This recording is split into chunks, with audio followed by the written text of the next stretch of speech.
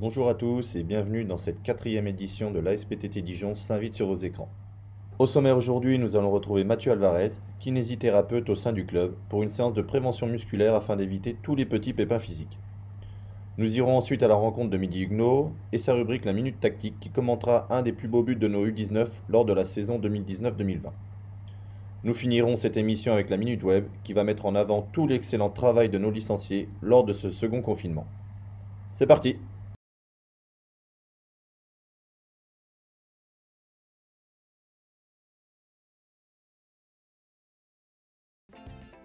Alors pour ce premier mouvement, nous allons travailler le soulevé de terre, une jambe avec rotation.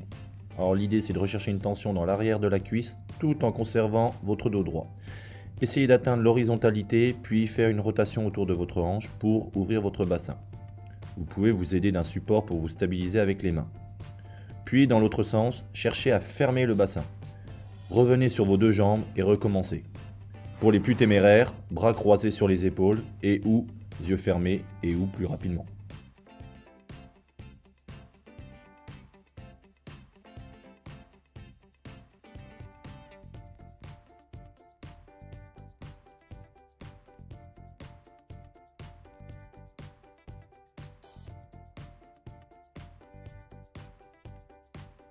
Pour ce deuxième mouvement, la base de l'exercice est la même, mais cette fois-ci avec un ballon dans les mains. On recherche la tension dans l'arrière de la cuisse, puis on lâche le ballon pour le rattraper. Cela provoque un étirement vif des ischio-jambiers. Puis l'on revient en tentant d'emmener le ballon et le genou en l'air le plus haut possible. Variante plus difficile, un poids plus élevé dans les mains, et ou sur la fin du mouvement, un saut vertical sur une jambe, et ou les yeux fermés.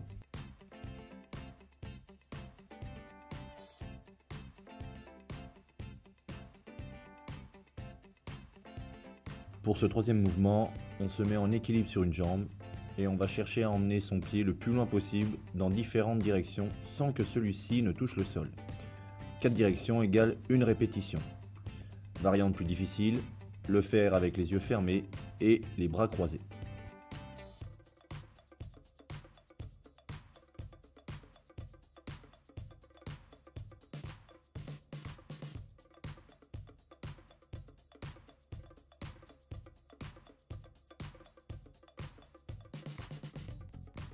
Quatrième et dernier mouvement, même exercice que précédemment, mais cette fois-ci, c'est le ballon que je cherche à emmener le plus loin possible.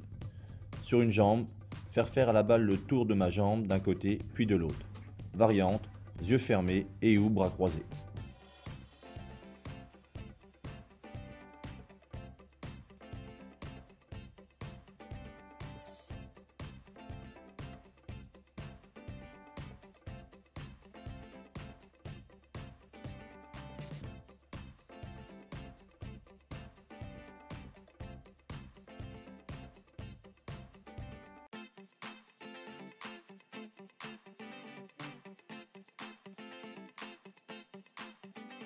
Place maintenant à Mehdi Huguenot et sa rubrique La Minute Tactique qui va nous faire revivre l'un des plus beaux buts de la saison 2019-2020, inscrit par Zachary Marquez.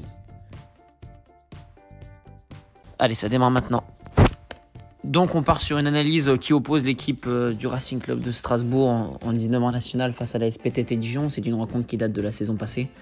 Au point de départ, on tire un premier constat. On part d'un 6 mètres de la part de l'équipe bleue avec une volonté de jouer court sans forcément être ultra bien organisée. Une équipe rouge qui est elle sur une phase de repli, elle sortait d'une attaque et donc le repli se fait à une allure modérée. On va constater que la relance courte, elle va prendre en dépourvu déjà les milieux de terrain, on va dire les joueurs en position plutôt offensive sur le terrain, hormis les deux attaquants qui sont vraiment sur une lecture avec le milieu droit bleu, enfin le milieu gauche bleu, pardon. Très peu de joueurs sont dans une attitude de volonté, en tout cas une attitude de prise d'info. Donc c'est cette première relance qui va être faite vers le numéro 6. Dans ce temps-là, la SPTT va essayer de se coordonner. Et de la passe du 6 vers le milieu axial, il y a un rouge qui va coordonner un travail défensif. En tout cas, pas une indication gestuelle, verbale certainement. On arrive à comprendre que le travail défensif, il s'organise de la sorte à bloquer le retour de passe et à inciter le jeu vers l'avant. Par une mauvaise organisation des Bleus, et la récupération va se faire, on va dire, de façon plus naturelle. Passe axiale, le repère commun qu'on a réussi à construire, c'est joueur mal orienté, en tout cas avec une prise de décision qui fait défaut, puisqu'elle n'est pas portée vers l'avant. Elle incite un jeu que vers l'arrière, l'orientation. La position du attaquant rouge est lui sur des appuis plutôt dynamiques, donc prêt à réagir aussi. Il y a une prise à deux qui est faite par les deux milieux axiaux avec un vrai effort, une vraie intensité à mesurer et appuyer. Donc forcément la pression temporelle elle est assez importante, ça provoque chez l'adversaire une erreur technique qui est engendrée par une récupération de la part du milieu offensif rouge axial. Derrière il y a un jeu de corps qui est intéressant. Mais ce qui est surtout précieux à souligner, c'est l'attitude de tous les joueurs qui sont autour. On va avoir un soutien très rapide apporté par le milieu défensif. Et on aura des courses offensives qui vont se coordonner les unes aux autres. D'abord, l'ailier gauche qui lui va mettre une course dans la largeur, va rester très excentré pour étirer au maximum la défense.